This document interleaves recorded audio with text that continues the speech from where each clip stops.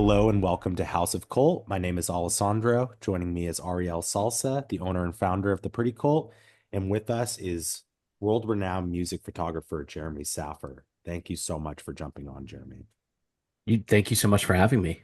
Yeah, this is super cool.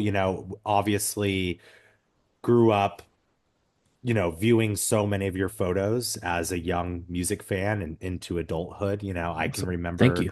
all the different photos and Revolver, Alternative Press. I actually worked at Alternative Press for several years, so it was cool to I even got to see some of your old prints and stuff there, and a lot of our old Awesome. archive as well too. Just super cool, and just such an iconic photographer in this music community, and it's so important to sort of touch on, where this journey sort of started and where it's led to and all the different avenues and all the different changes in the industry, since you first started. So there's definitely a lot to unpack here. But first of all, I just want to sort of start from the beginning, your origins, discovering photography and where that moment first started for you. Sure. So I'll give you an abbreviated version because I can go long. I started as a musician, and my dream was to go to Berklee School of Music, which I did. But in being in bands, we would open for a lot of bigger bands. Mhm. And so I started by taking pictures of the bands we played with, kind of to show, like, this is what I did with my life. I played with, you know, this band.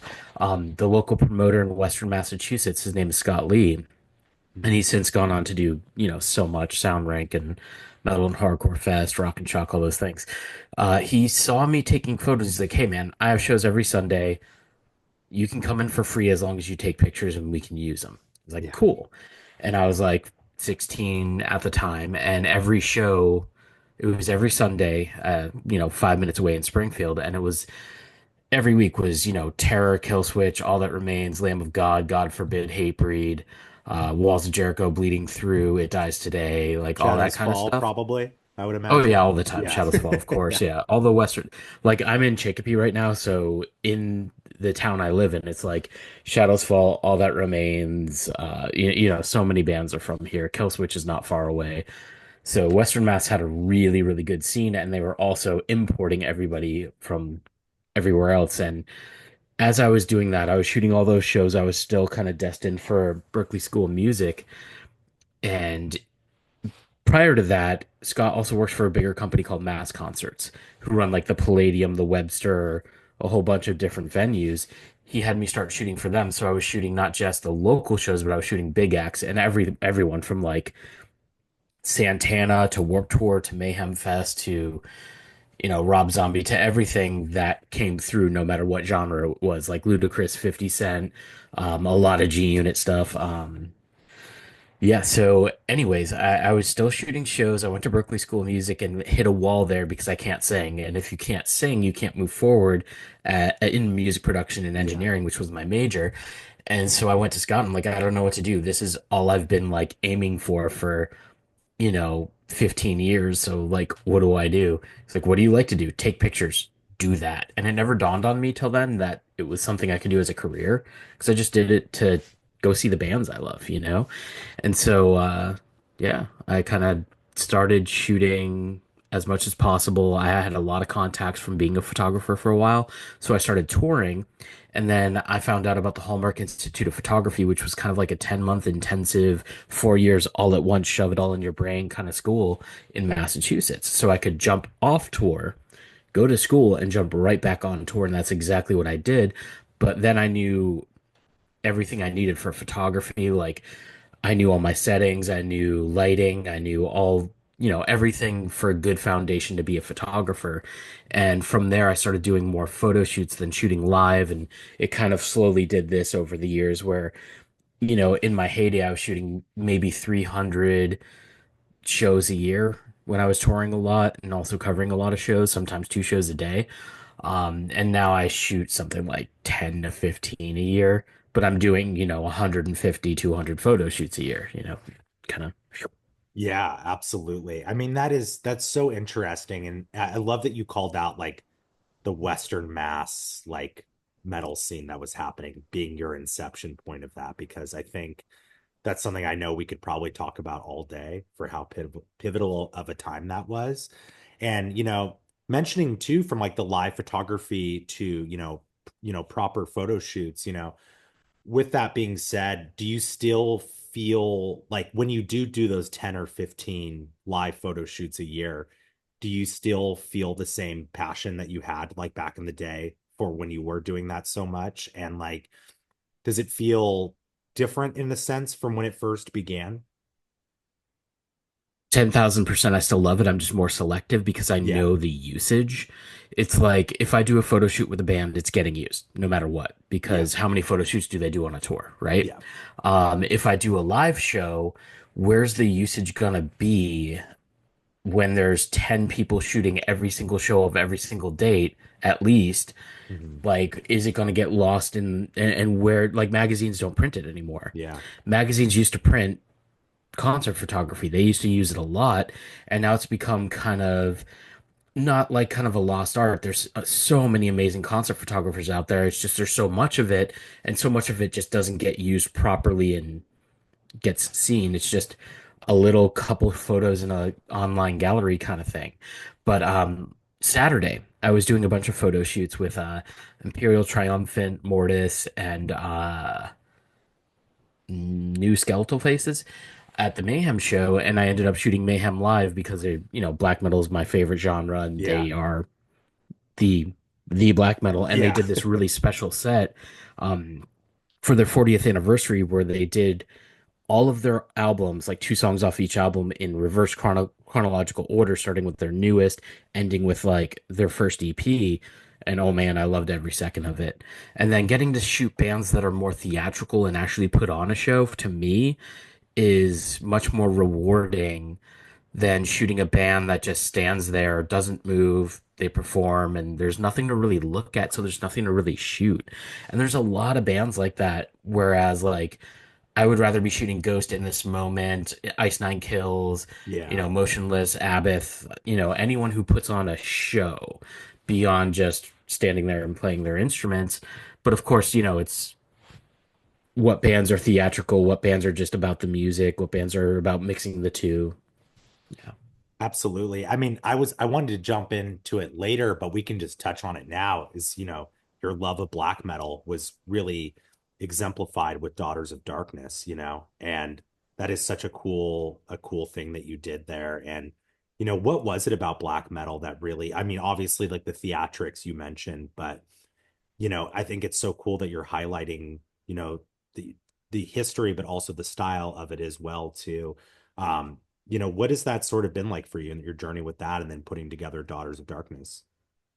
So getting into black metal, I got into that before I ever listened to a lot of the other genres of metal out there. Wow. So I started with Metallica, as many do, Yeah. and Metallica turned into because I was born in '83, so I was like 10, 11, 12 when Korn hit and all that hit, and so I was into Korn, White Zombie, Metallica, and very quickly that segued into Morbid Angel and then Cradle of Filth. And as soon as I heard Cradle of Filth, I'm like, this is it. Yeah.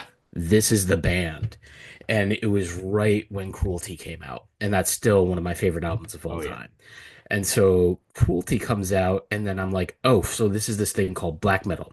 So this is what I like. I need to look into all of it. And I immediately went back and got into Dark Throne and Mayhem and all kind of the foundational bands. And then built from there with like Limbonic Art, Diabolical Masquerade, Dimmu, of course. And then it just became this thing where it's just I love so many different like black metal has its own different genres within black metal, and Yeah. it's so awesome. I would love to ask, a professional photographer what your take is on actual the photos that were coming from bands like Dark Throne in the early 90s, these super lo-fi photos Hmm. that, what is sort of your interpretation of that and what did that style sort of mean to you? Because it's obviously quite different from, what you're doing, like you're using, lighting and you're very methodical with it, where those photos were, probably just taken with an old, kind of crappy film camera in the early 90s. What is sort of your interpretation of that? I mean, I love that aesthetic, and it Yeah. came out as kind of the antithesis of what was big right there, which was like glam. So when Yeah. Mayhem came out, they're like, F all of that. We're doing the opposite of all of that. Our production doesn't have to be good. I'd rather it not be good. Our music should be evil and it doesn't have to sound clear. Our Mhm. photos should be whatever we want them to be. And so those super high contrast black and white dude in corpse paint in the forest photos just became such an aesthetic for so long. And then of course it evolved, but that exists now more than it did back then. As the bands went on to do more like professional photo shoots, professional imagery, you're seeing this influx of bands who are doing the raw production, Mhm. the super lo-fi, like you'll see it on message boards. What camera can I get that's bad enough to take photos this bad? And it's Yeah. like, dude, yes. Or they'll take a really good photo and make it bad. And it's like, and not necessarily bad, but just lo-fi and high Yeah. contrast with very high contrast black and white because I love that stuff. It's awesome. Do you It's ever great find to see yourself the resurgence experimenting of with film that? too. Oh, I mean, I shoot film all the time. Yeah. So from lo-fi stuff to all the way up to the high-end stuff, I shoot it all. So like I was running around shooting with a little TLR that's a 12 megapixel little guy. If I see a camera that's like fairly inexpensive and it looks nifty, I'll grab it. Like there's a 2 megapixel Lego camera that's literally a Lego camera, and I'll bring it on set and do a couple photos on it, and it looks like the invention of the internet. It's so bad, but it's so awesome because it's like you can't get that look anymore. Even taking a new photo and making it as lo-fi as possible, you can't replicate that look of how bad a 2 megapixel Lego camera can look. And so it's such a cool aesthetic to have. And like I brought it out to the Trinity of Terror tour, whatever it was called, with Yeah. Black Veil, Ice Nine, and Motionless, and I did photo shoots with all of them. And I made sure to do photos that were on, digital, of course, for all purposes. But I did instant film on three instant cameras, one from the 50s, one from the 70s, and one more recent, and then, the Lego camera as well. So having all those things is really cool. It kind of expands on everything. When Ghost did their 1969 thing, the Ghost 1969 Yeah. at the Whiskey, I shot all of that on instant film. Yeah. None of that was shot digitally. And so I shot it on instant film to give it that look of, oh, this was photographed in that era. So it's really cool to kind of match that and marry that together. That's awesome. So when you started, were you primarily doing film or did you start more in digital, would you say? Or how did that sort of, where did that skill set sort of develop over time? So I started, check this out. So when you get a ticket to a concert, it says no professional cameras allowed, right? Yeah. I Right. didn't understand that when you get a photo pass, that means you can bring in a professional camera. So I would buy 5 to 10 disposable cameras and go into the photo pit shooting with a disposable camera while everyone's looking at me like I have 10 heads or 10 disposable cameras. And it took a few shows before someone was like, yo, you can bring in a real camera, right? I'm like, really? So, I got a film camera, a Canon 81. Digital wasn't really super big at the time. And then it just kind of evolved that I got a point and shoot digital, a nicer point and shoot digital, a digital SLR, and then kept going from there. But when I was at the Hallmark Institute of Photography, that was all film for all except for like the last couple months. And then the following year, those students were on film for like 2 months and then digital. And then the year after that was fully digital. So I was kind of right at that flip. And when I was there, I shot some stuff on my digital, which was, top of the line Canon at the time. And the teachers were all like, digital will never be as good as film. Digital will never be as high quality as film. And yeah, that turned out not to be true like Yeah. 1 year later. Yeah, so That's so interesting. And, so obviously like the journey seems to have started around like 2004-ish, you would say, sort of like where things really began to establish for you as a photographer. Can you sort of remember like that first, I hate to use the word like big break, but like that first moment where it was like all the stars align, publish photos. It was with the right artist or the right subject, and where maybe made a decent payday with it as well too, where you're like, this could be a sustainable career for me going forward? For me, the passion always outweighed the pay until like further in on my career Sure. when I decided to make some significant changes on how I do things. But the things that earlier on were like locking me in is like Lacuna Coil was one of my favorite bands. I was Yeah. following them around on tour, shooting their shows, and they were actually my first photo shoot. Just basically before they went on, I was like, "Hey, can I do a couple group shots of you guys?" And I did it. And this was way before Hallmark. And I was just like, "Ah, this is so cool. This is something super unique. This is something more unique than shooting them live. This is something that not everybody gets, and this is something that a magazine would use more often." Hmm. Then I went out to shoot this one-time festival where Candlemass, who is my favorite doom band of all time, Hell yeah. reunited with Messiah Markolin, who is the best singer they ever had, and Agreed. it was the only time they were in the U.S. for like what 40 years, something like that. Hmm. At this point, um, I shot this show, and the person who ran BWBK was a photographer, but he was so busy that weekend running the festival that he didn't get to shoot. So my photos ended up on a like 10-page spread in the magazine, and that was the first time I was really published, and that was so cool. And then not too long after, I ended up doing a photo shoot with Mastodon, like right as they were starting, Hmm. and it ended up on the cover of Metal Maniacs. And, at that time they were paying $75 for a cover. So like the money wasn't there, but the passion was. And I made the stupid decision, but one of those decisions that I was like, look, I would rather struggle for as long as I have to shoot the stuff I love to do, to do what I love to do, Yeah. than to take away from that and suffer through the things I don't want to do and live more comfortably. And thankfully, I was able to continuously work to like kind of do this for a long time.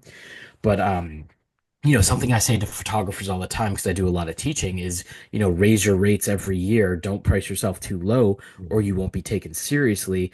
If people are looking for like a deal, they'll find you through pricing. If they're looking for you as an artist, they'll find you as an artist. Hmm. And you want to market yourself as an artist, not as the lowest price. And I was like, low price guy for a long time, the bro deal, the friend who will shoot your Hmm. whatever for cheap. And as soon as I raised my rates, I started making a good living and getting hired more, which was great. It's like the perception of pricing. Like if something's super, high end and expensive and a luxury and a flex, people will pay for it. If something's lower price, they're going to find whatever the lowest price for that item is. That's, That's a yeah. really good point. Yeah, I love that advice. I mean, obviously, I do clothing, very different, but similar. It's like with Pretty Call, I take a lot of time on quality of the garments, and I don't cheap out on fabric and stuff like that, and people don't understand, and I've even kind of had that where I'm like, I'm afraid to kind of price it higher, though it deserves to be higher because I'm afraid that people are gonna, but I love that advice where you're right. If someone's looking for this and you are lower, they're just gonna try and find the best deal. Whereas if it's something that is priced higher, it does feel like a luxury. And if they want it, they're gonna pay for it. So I like that. But I also really feels too before you did all that, it's like you also had someone else on the podcast, an artist, and she's very DIY and very, very, very hardworking, does everything herself, does everything. It's out there grinding. And it sounds like, you were doing the same. A big part of it was passion, but another part of it was also just being out there, making the contacts, perfecting your craft, not saying no to anything, and just really like building it. And then, getting to a point where now you're like, I have a passion. I still love what I do, but I'm going to be more selective now, which is like the perfect spot to be in.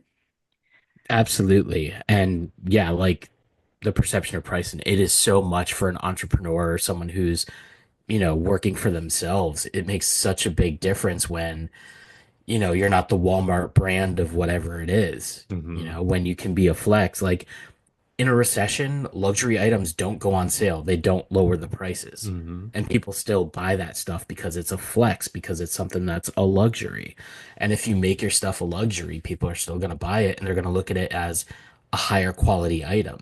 Now we were in LA like 2 weeks ago on a shoot, and we went to the I forget the name of the store, and we were looking at your stuff, which my partner has a lot of it. It's awesome Oh, stuff, and it's like super high quality. It is thank amazing. you. Thank you. Yeah, Yeah, it was yeah, of probably course. Vulture Culture Oddities in Vulture Burbank. culture, yeah. Yeah, Yeah, the on really cool Magnolia. oddity shop. Oh, Yeah, cool. Thank you so much. Yeah, they're our LA exclusive store because Pretty Called itself doesn't have a shop. But yeah, thank you so much. Yeah, I quality is really important to me. We are obviously not a fast fashion brand. And again, I started sewing when I was 10 years old. I've learned to that's screen awesome. print. And what's funny is I didn't go to school for fashion. I actually worked in music uh, before I decided to do Pretty Cult full time. So everything I do is also DIY, just being out there, trying to do it, DIYing it, making the contacts, grinding, never saying no to anything. Any band wants clothing, sure, here you go. Like in the beginning, hope to get a photo of it, kind of Yeah, thing, like yeah. something. And yeah, that's one thing I've never skimped on is the quality of my garments because and the older I get too, I'm like, I want quality over quantity. Even my own personal closet, Hmm. I wear, if it's not pretty cult, I do a lot of like vintage tees, just stuff that lasts because that's a whole other conversation.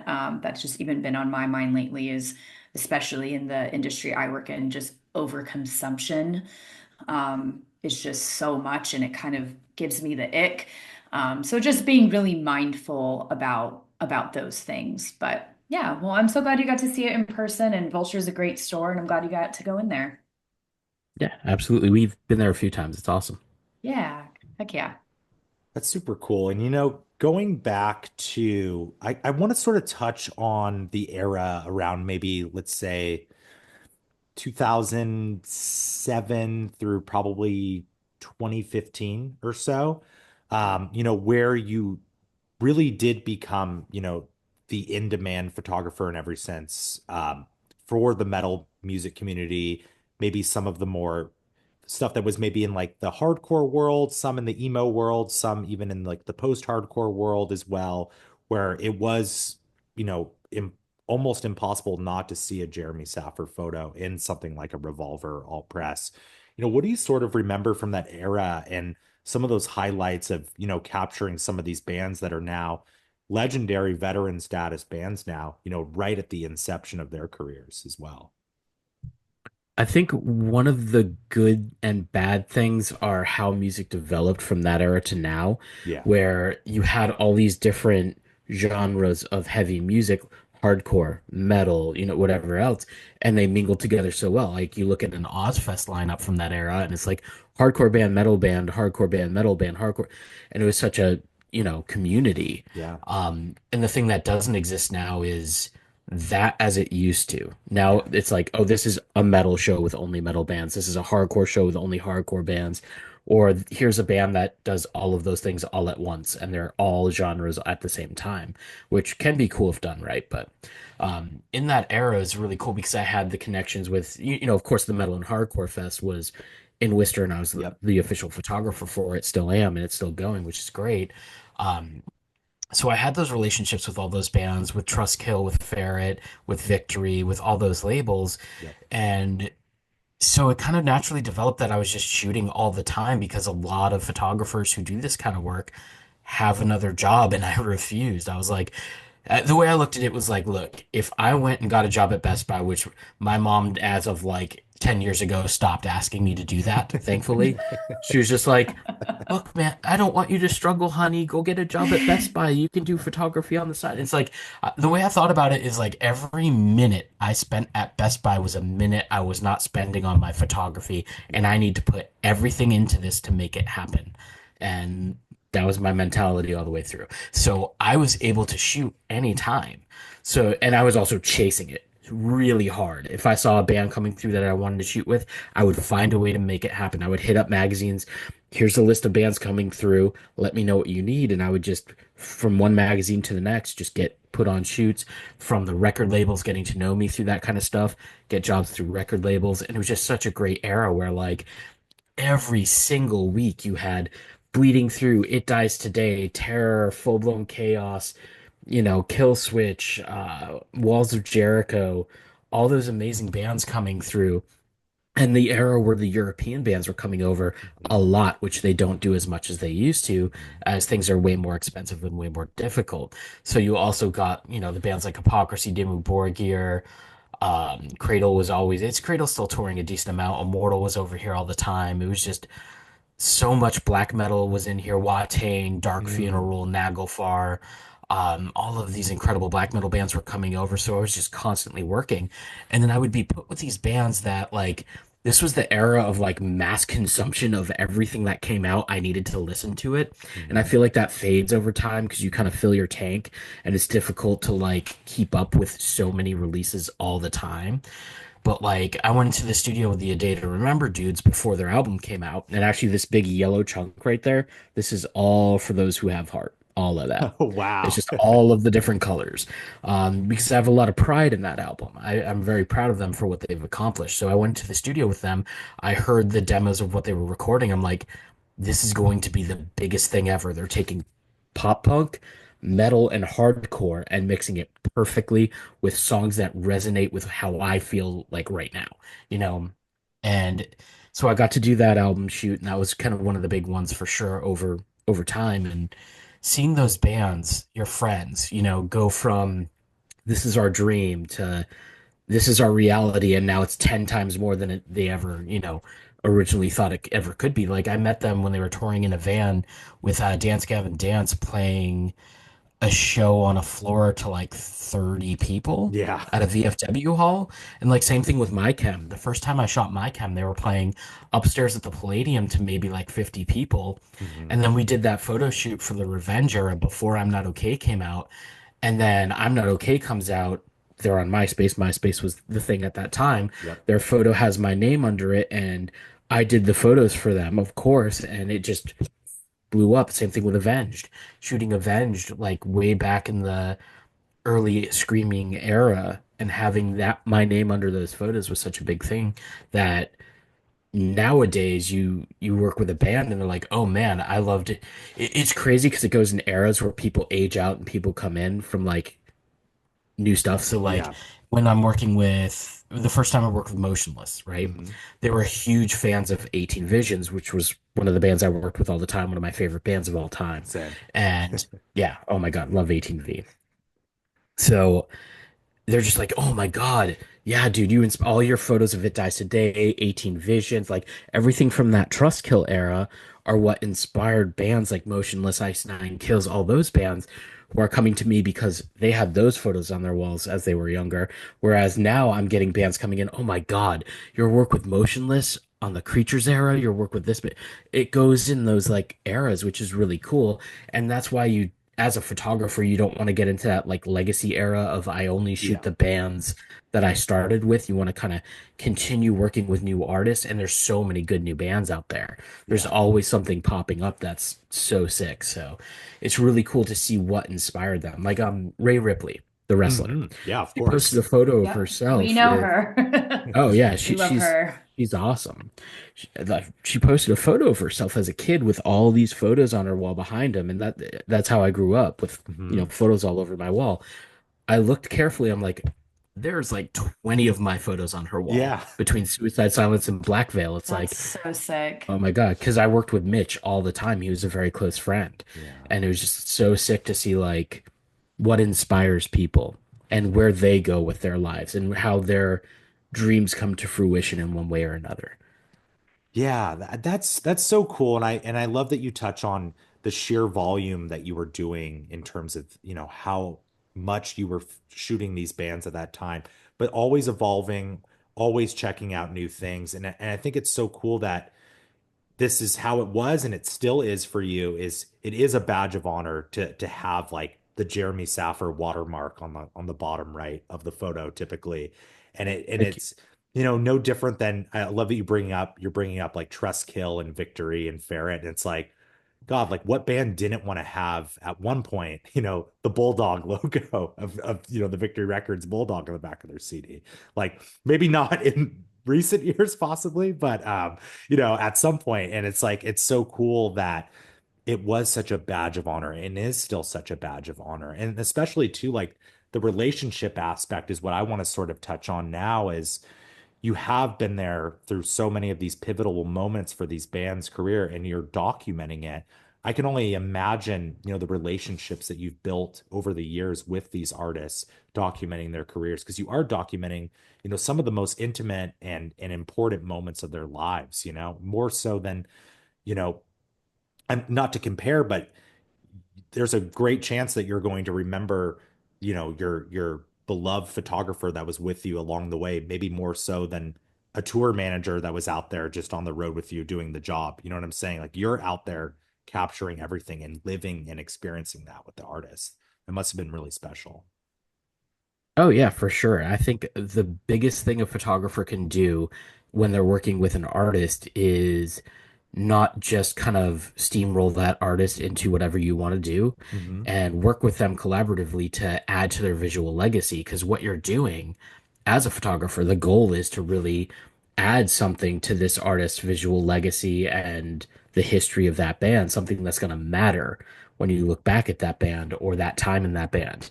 And getting anything from like, some sort of iconic shot that's specific to an album to something that's just timeless and lasts forever.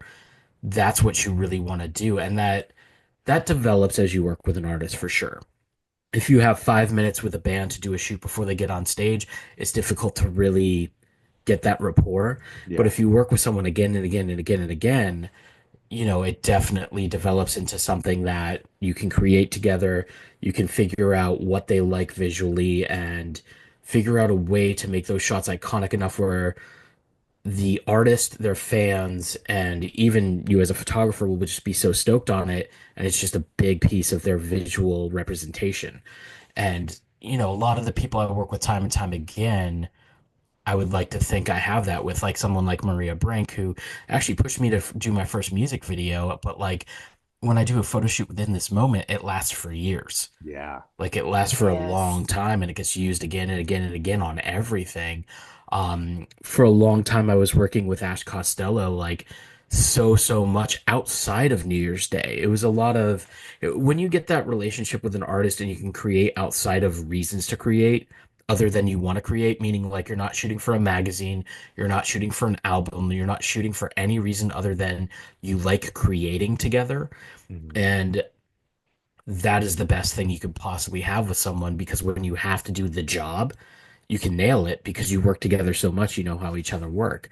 But getting to do those creative personal projects is awesome. Like I did a book with Ash years ago that was like kind of a Adams Family-ish comedy kind of thing Yeah. called Till Yeah. Death that came out. And that was a really cool project that came together all because she tweeted something and I was like, let's shoot this. And then we came up with a bunch of different concepts and just shot it and put it out. And it was just something where if I thought about it and overthought it, it would never happen. But because I was like, yeah, let's just do it. It happened and it was great. And that's, a piece of that visual legacy for her career, for sure. And for mine as well. That's so cool. I love that so much. And like, looking, today, what is sort of you in your career? Like, what does it look like today? Like, how are you, like you said, like you're primarily doing more specific photo shoots, not so much in the live space, but how are you approaching photography today? And what is it that's fueling you right now and inspiring you right now that you're really wanting to dive into the most, currently?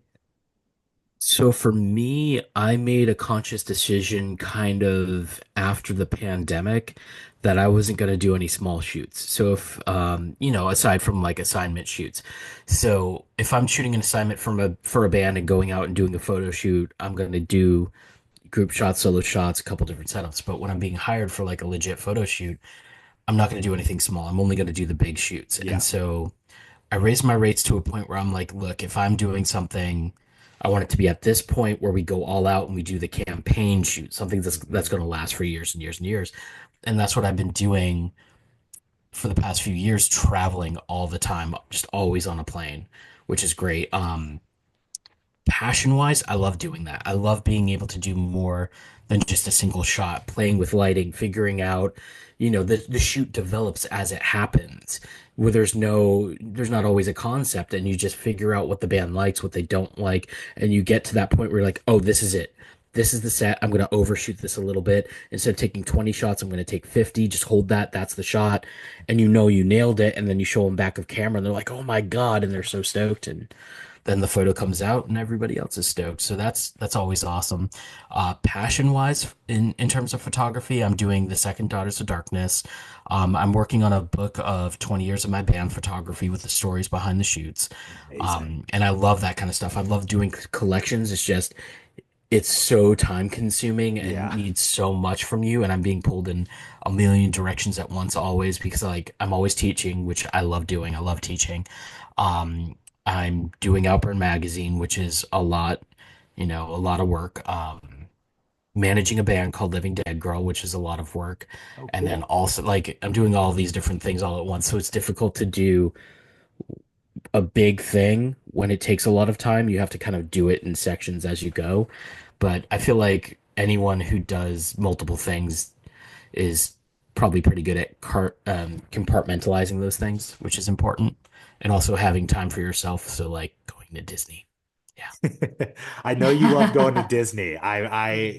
In doing research, I was like, there is so much Disney like in your life. That's incredible. What is it? Let's just dive into that for a second. Like, what is it that you love so much about Disney and Disneyland, Disney World, all that?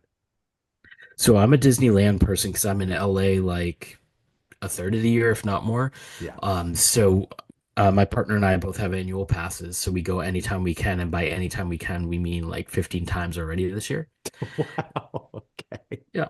So, but well, we always do Valentine's week and then the last week in September for Halloween time Yeah. every year. Oh, yeah. But for me, the whole thing about Disney is not like the rides or the pin trading, which I love and all that. It's just such a like everybody's happy. Only certain parents are really, really stressed out. For the most part, people aren't super stressed out. Yeah. And my career is always, hey, we need this 10 minutes ago. Hey, Yeah. can you do this? We need it 10 minutes ago. Or like, hey, it's like putting out fires constantly, just dealing with things that have to happen immediately. Like I'm doing something and then something happens. I have to drop everything and go take care of it. Yeah. That doesn't exist at Disney. You just walk around, have a churro, everyone's chill, everything's relaxed. And we don't do it like because we go to Disney so often and it's such a cathartic, like, great thing for our mental health. We don't do it like, oh, we have to do this, and make sure we get on all the rides. It's like, let's just go to Disney and walk around and see what happens that day. It's Yeah. such a chill, relaxed, like, I get if you're going for like 1 or 2 days, you have to be we get on all the rides kind of thing. But there's some days where like we'll do whatever we want, not go on any rides, and then try to time Big Thunder Mountain for the fireworks, and you're riding on the roller coaster while the fireworks are going on all around Yeah. you. It's amazing. But yeah, it's just such a cathartic kind of thing. It absolutely is. I had the pleasure of going at Halloween time this past year, and the line was insane for Haunted Mansion. And luckily, we were with Hmm. a friend of ours who works for Disney, and we felt bad about this, but we cut like the 4 hour line and went to the Haunted Mansion, and it was incredible last year. I thought like it was perfect, with the Nightmare Before Christmas stuff. It was unbelievable. It was so cool. Yeah, absolutely. It's awesome. And speaking of that too, I believe you're a pretty big avid horror fan as well too. Hmm. Yeah, so I mean, I would love to touch on that a little bit as well. What are some of your favorite horror movies, both new and old, like maybe a couple of the classic ones that have meant the most to you, and then obviously some current ones as well too. So my favorite is definitely Hellraiser, that series. I have a whole sleeve here that's all horror. Jason Nice. Leatherface. Hard to see, but Pinhead's the main one right there. Hell yeah. Um, but definitely Hellraiser's my favorite. So getting to work with Doug Bradley was insane. Like if you go to Doug Bradley's socials, his main photo is the photo I took of him, which is one of those things that like one of the coolest things in my career is everyone I looked up to when I was like 10, 11, 12. I've gotten to work with so many of them, and every time that happens, like, of course I'm professional, I'm doing my job, I'm not fanning out or anything, but it's really cool when that happens and you're able to think of like, oh, like I had posters of Pinhead on my walls as a kid. Now other people have posters of my photo of Doug Bradley on their wall. That's sick. But in terms of horror, sorry, I get pulled into photography with everything. No, please. Yeah. So definitely Hellraiser, Nightmare on Elm Street series was my favorite. I was never a big Michael Myers guy. That was the only one I didn't really get into. Yeah. But I liked a lot of the cheesy full moon stuff. Like I Mhm. love the cheesy horror stuff. So like all the Puppet Master movies, Arcade, for newer stuff like Trick or Treat was one of my favorites of the last few years. Onyx the Fortuitous and the Talisman of Souls was incredible. One of the best horror comedies of all time. That's Mhm. kind of a new one. Um, I mean, I have a wall. This is my record collection. My DVD collection is 6,000 deep, so it's a Wow. wall and a half. And then I also have life-size characters. I don't know if you've seen that meme. What would you do if you woke up in this room? Oh yeah. Um, yeah, so I have 10 times that. I have something like 50 life-size horror characters in my basement. I'm a unhealthy collector of things. I really like Terrifier 3 was really good. I Yeah. saw them out of order. I saw Terrifier 3, then 1 and 2. And I saw 1 and I was like, it's all right. And 3 was just so good. That's actually how I recommend people watch that series, is exactly Hmm. what you just said. I actually had the pleasure of interviewing David Howard Thornton a couple years back, right before 2 came out for Alternative Press, and such a cool guy, like, and a genius at playing that character. That film series is unbelievable. It's Ariel, have you Absolutely. seen it?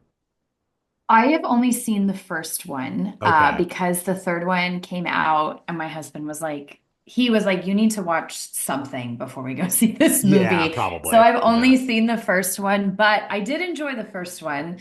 So I clearly, maybe next I'll do three and then two, Yeah. maybe. Okay. I will watch in that order. Watch it at Christmas time though, because it is a Christmas movie. Okay. So like watch it at Perfect. holiday time. All right. It is quite good. But yeah, like there's so many horror movies that I love that are super cheesy. I love Yeah, all that stuff. And I love that the cheese is kind of coming back a little bit, which is awesome. I absolutely. think when in the 90s when horror started taking itself too meta, like sorry, not sorry, I don't like the Scream movies. Yeah, I don't either. No. Yeah, they're not Yeah. good. And then when they all became PG-13 teenage pseudo Ugh, slashers, like I Know What You Did Last Summer and all of the offshoots of that, I was just like, eh. And I went for more of the brutal stuff, you know? absolutely. Yeah. Yeah, I feel like the brutality is really back too in horror. Like you look at Fully. in a Violent Nature. I don't know if you saw that one. It's like a pretty recent one. Incredible, like so visceral, and it's yeah, I gotta tell you, actually, it's funny. I went into this movie recently thinking it was going to be terrible. Have you seen Heart Eyes yet? It's the Valentine's No, Day I want to marathon. see it. It looks great. It is fucking incredible. Like I know it seems like you see the trailers and you're like this is probably just so stupid and modern and dumb, but like it is so good. Like it is one of the best slashers I've seen in years. Like very, very good. You should definitely check it out. It's I awesome. will for sure. No, So that's I'm a very, very big movie nerd. I mean, you watch movies, and as a photographer, as someone who's really into lighting, you start kind of dissecting the lighting they're using. And if you see something really cool, you can be like, oh, I know what they did here, and I haven't tried that. I'm going to implement this on this shoot. So that's also another like really cool thing. And a lot of the stuff that was like early Twilight Zone lighting, just all hard lighting and big mhm. lights. So some of that stuff is just so sick. And you don't see it anymore because everything's digital. That's so cool. That's so cool how you incorporate that into your work. That's so awesome. I know we should, we're probably getting close to wrapping up here, but just would love to just sort of touch on, what you're currently working on. Obviously, you mentioned that, the next Daughters of Darkness is coming, and then also an archive, retrospective on the band photography. But, what are you currently working on that's really exciting you? And, what else can we look forward to in the world of Jeremy Saffer? Yeah, so I have more workshops coming up as I always have them happening in LA and Massachusetts mostly. But yeah, those two books are pretty much the two big things I'm working on. The band book will come out first. Daughters of Darkness will probably come out a year or so after that. And beyond that, just shooting as much as I can with the bands I like to work with and yeah, that kind of stuff. I'm trying to think if I have anything else going. Oh, yeah, I am going to Norway Okay. to be a U.S. ambassador for Inferno Fest. I don't have the details of that yet. I will have it later today, unfortunately, but I'm doing a panel there, doing some demos, doing a bunch of photo shoots. I just don't know the timing yet. I will have that information shortly. So I'm really excited to go to Europe for the first time. My partner and I have never traveled to Europe before, so Oh, it's going to be really wow. cool. Oh, It's First Norway. going to be time? I interesting to see. Yeah, Crazy. Wow. and it'll be interesting to see how the flight goes. Traveling with gear, it's Yeah. always kind of a like, oh God. So I'm really excited to go to Norway, being that that's like the black metal home, Yeah. and getting to see all of these different areas and things and whatnot. And it's all black metal. The whole festival is all black metal Yeah. because, as you know, my affinity for that. So hopefully I'm able to do like a gallery of Daughters of Darkness stuff and just enjoy a bunch of bands I love that never come to the US because it's crazy. There's so many bands who never come over here, Yeah. in that genre for sure. I mean, this is a crazy lineup. I have it pulled up here. I mean, I mean, the headliners Hmm. alone, but then you've got Batushka, who we've actually interviewed as well for this as well. Oh, Um, nice. Septic Flesh. Oh my God. Rotting Christ. Oh my, yeah, this is insane. Do you plan to go to I know it's not called this anymore, but the Oh, record that store day. hell yeah. Hell yeah. I think it burnt down a little Oh while ago. no.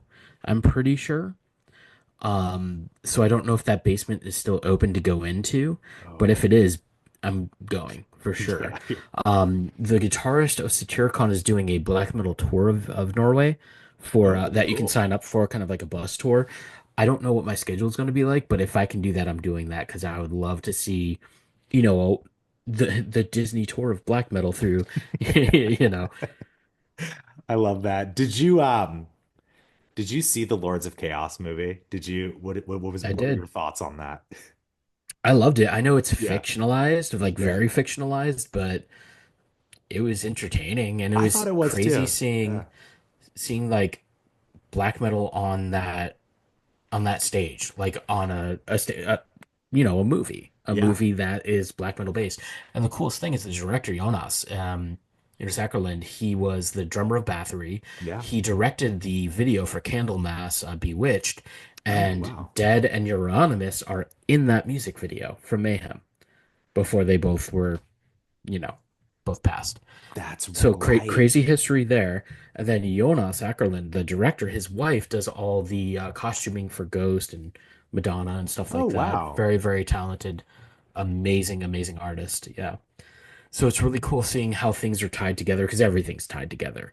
One Yeah. shoot leads to the next shoot or whatever else, but Candlemas leads to Mayhem, leads to Bathory, leads to a director directing a movie about Mayhem who were in the music video that he directed 30 years earlier.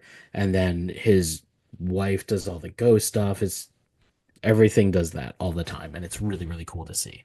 That's so awesome. Well, Jeremy, this has been so much fun getting to talk about your career, black metal, Disney, horror. This has been an absolute joy. Just thank you so much for taking the time to chat with us. This has been Thank you awesome. for having me. Yeah, man, of course. And just, congrats on everything and, so stoked for what's in store with your new projects and everything. And hope you have the best time in Europe. I think you're going to have an awesome time. And just, Thank yeah, you. I'm stoked. absolutely. Well, yeah, that's basically it. Just thank you again, and yeah, we'll let you know when this is going up, and we'll send you links and assets and video cut downs and all that stuff. So whatever you need, really Awesome. appreciate Yeah, it. let me know. I'll promote it everywhere. Awesome. Thanks so much, Thank man. you. All right. Thank you so much. Yeah, we'll chat soon. Awesome. Sounds good. See ya. Thank you. All Bye. right. See ya.